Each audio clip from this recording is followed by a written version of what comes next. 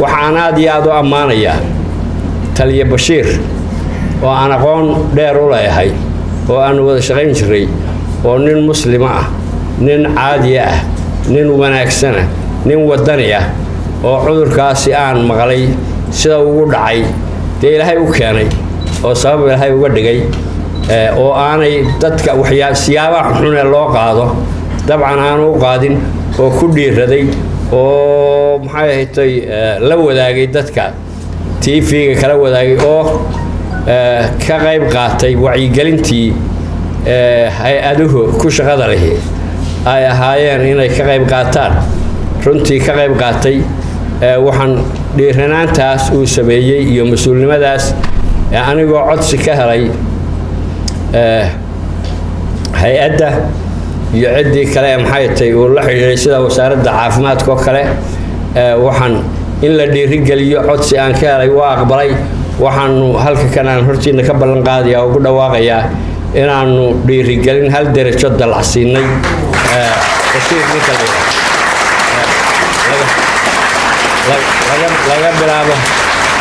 laga bilaabo hadda waa gaashaanle gaftan buu xidhnaa hal darajaanu ugu daray ila soo dhaweeya aad iyo aad baad u mahadsan assalaamu calaykum waraxmatullaahi wabarakaatuh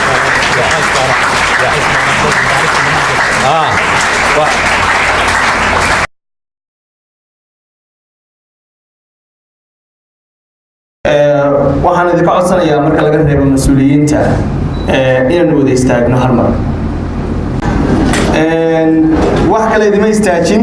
raalina ahaada xaq mal inaan istaajiyo laakiin waxaan rabaa inaynu si kalgacal leh u soo dhaweyno walaalkeen Bashiir oo dadka cudurka nool ah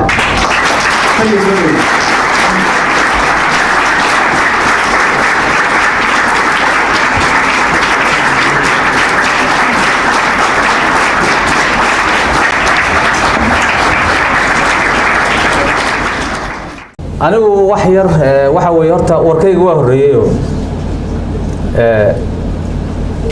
ninka la yiraahdo away wadani ninkaas warkayga waa horeeyay inaan ku celceliyana ma jecli inta badanna waa la dhageystay baan malaynayaa laakiin wax yar baan uga noqonayaa oo xagga istigmada maxaa yeelay waa laga hadlay cudurkan waa laga hadlay wuxuu ahaa ninkii qabaana garanaya wuxuu leeyahay qofkii ku dhacay baa garanaya xanuunkiisa inkastoo anigu aan taliye ahaayo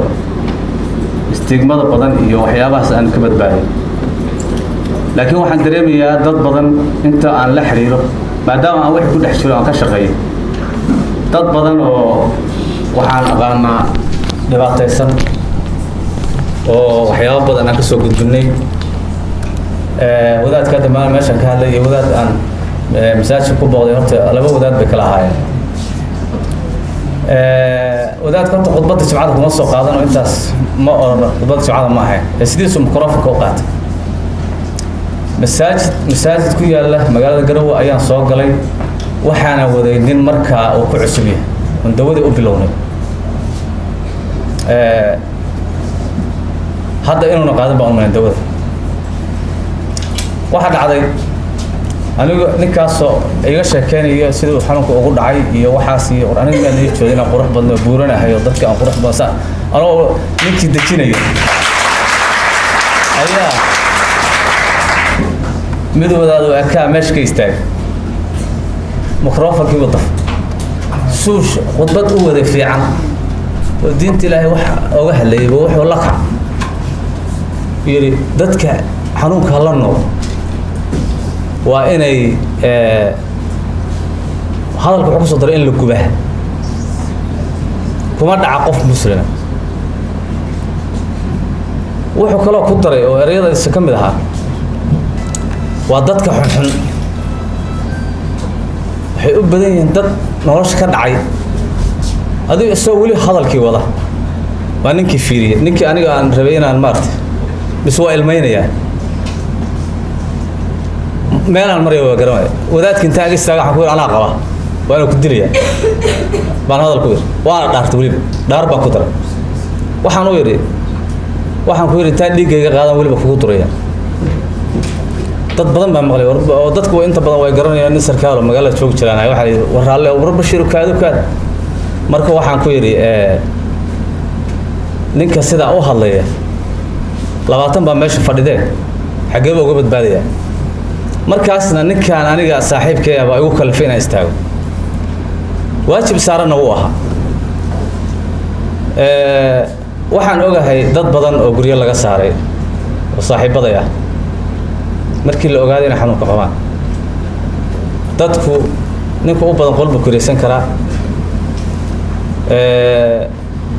waxa dhacayso markuu qolka kireysto ayaama deganaado warkii baa isgaaraya xaafadan oo waxa arkaysaa lahnin waxa nala soo degay ama gabar waxa nala soo degsay xanuunka la noolo kulli ku dareeriya isbitaalka si socdo waa iska baarina oo miyadu fuulaninka si dhibaato idin geystay maxay tahay dhibka inta la marka waa yaaba waxa lagu kala qaado dadkii garanayaan marka waxaan marka aad u jeclaan lahaa dhaqaatiirtii baa fadhida oo aad u wanaagsan in wacyigelinta intaan laga badiyo anigu waxaan ahay xanuunka la nool laakiin inaan gabadha ku talagelin waxay u kalifayna waxay tahay markii horeba go'aan baan ka qaatay ku laaban mayo wixii ugu soo dhacay iyo macnaha media ku jira ma rabo inaan ku laalaabto macnaha qof ku diganayaan oo ekaanaya gabadha aniga ugu riday xanuun laakiin waan cafiyay waan ka gudbataa waxaan marka rabaa in waxaan laga rusheego Puntland kaliya ma ahan Soomaaliya oo dhan wala media la hortaaganahay inay warkayga maqlaan baa jecel maanta waliba sharaf ay tahay madaxweynihii dhalinyarada baa meesha fadhiya marka waxaan rabaa in warkaan aan maanta halkan ka sheegayo iyo kuwa kale oo hore iga baxayba inay gaaraan ummadda Soomaaliyeed meel kasta joogto waxa weeye waxaan waa la joojin karaa wadamo waxaa jira 50% ku dhawaaday haddana waxa la 4% 2% ma isii maraya way ka run sheegeen waxa la way arday u dareerto anaha inta internet-kan kala YouTube-kan kala soo baxaa waan arkaa waxyaabo badan baan arkaa oo akhristaa marka waxaan u leeyahay nin aad uga shaqeeyay ayaan anigu macnaha weydiiyay intee maraya Soomaaliya guud ahaan wuxuu marayaa 11700 saasaan malaynayaa inuu dadka dhintay iyo wax nool buu isku daray asagu dadka ku dhacay buu sheegaya oo Soomaaliga ah waxa dawada qaatana 3000 iyo xoogaa weyn guud ahaan hadda waan maqlayseen agaasimiin ee baag waxa soo miiran baa dalkeena ka jira dadkii waa wada qurqurux badan ay wada eegayeen gabdhihina magaalada yaacaya waxa kale oo jira gabdhii sidoo kale haddii waxaan la faquuqo uu sii soconaya nin walba qoyskiisa gurigiisa gaaraya waxa la rabaa in la mideeyo dadka la arko boqolkiiba boqol waxa weeye waxaan aad u saaraa boqolkiiba boqol waxaan aad u saaraa horta aniga dhinaca maxaan ku radaa caafimaadka iyo qoyska qofka uu ka dhashay iyo bulshada حيالي بلشده هدي guriga ka kareen weydo ama la cayriyo ama la kaas waa dhimanaya waa wax aad cajiib ah maalintii ugu dhacay gabar walaashay say u ooysay xanuunka ka qaaday oo dhimatay macnaha waxay ka ooysay aniga xanuunka ugu dhacay mid kalena way soo wacday ma dibadaha jirto waxay tiri walaal caruurta agoonta ah aniga beeli doonay labadaya kee hormariyaan ku dir su'aasha aan irwey waliba ugu cusbaayo waliba macnaha dadka waxaan ahaa markaas xaaladeed ma fadhiyo khayr Allah siiyo dadkii ila taliye Dr. Xabiib ayaa kamid ahaa waxaan rajaynayaa inuu sabcisaan Dr. Xabiib khayr Allah siiyo aad baan u ammaanayaa ya xalibo oo aqbado ya gabdho badan oo maartay isbitaalka ka shaqeeya aad bay ila shaqeeyeen dadka gooyay baan ka mid ahaa maalmihii hore oo dhan muddo maqnaayo fooxyaa liishida dhowr jeer idaa lii qala wixii inay soconayn markaa arkay iyo danta ii soo rusheegto halkay ku soo noqdo dawadii sida baan u qaatay hadda cayilkaan dhimaa subax walba waa ordaa cayilkaan iska dhimaa waliyaa hore fariisanayna sidaan iska dhim marka waxaan ka wadaa dadka nolosha mooday inay ka tageen oo maantay qof walba inuu ilaahay isku xiro oo ayaguna dadka xanuunka la nool ay ilaahay isku xiraan ayna dhicin in maartay ayna de maanta idinku dambaysay iyo dadka in waxa ay aaminsan yihiin saad bulshadii baad ka helaysaa aniga walaashii markay leedahay ciyaalkaada agoonta anaa beelayo wadareemi ka culaysku intuu leeyahay marka waxaa la rabaa in maartay waxaan laga run sheego in qof walba ku dhici karo qof islaam inuu ku dhici karo anigu muslim baan ahay laa ilaaha illa allah muxamed rasuulullah waxa weeye dadku waana igu dhacay si kastaba igu dhacay waxaan codsanayaa marka in ummadda la soo dhaweeyo ayagana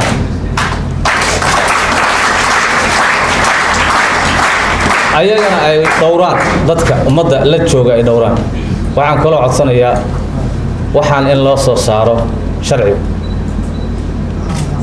sharcigaas kulley agaasimi waa fadhiyaa madaxweyne ku-xigeenka waa noo joogaa wasiiradu waa joogaan sharcigaas waxa weeye qof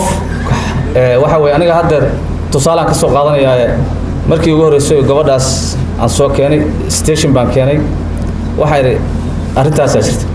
ninkii qalinka ku qoreeyey oobiga baa cararay kuwii askartiina nin walba halkii hortiisu ka baxa aniga gabadhaas ku saarnay ilaa aan cabaar waaniyo kaalay aniga qabay adinka ma qaftaan war ku ridi mayso ilaa inaad neef laguma kala qaado cabaar dhan baa qaylinay marka waxa way wacyigelin la'aanta keenay waxa kaloo dhacday qofku waa inuu leeyahay qodob loo cuskada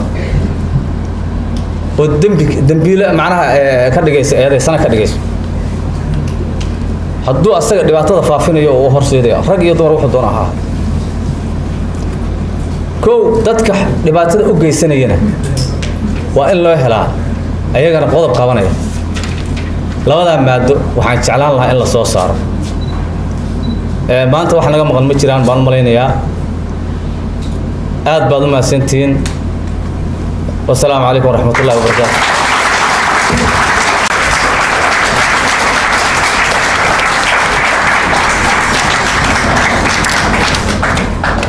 aad iyo aad u mahadsan yahay taliya bashiir cismaan cawad oo ah dad kala nool cudurkan HIV/AIDS-ka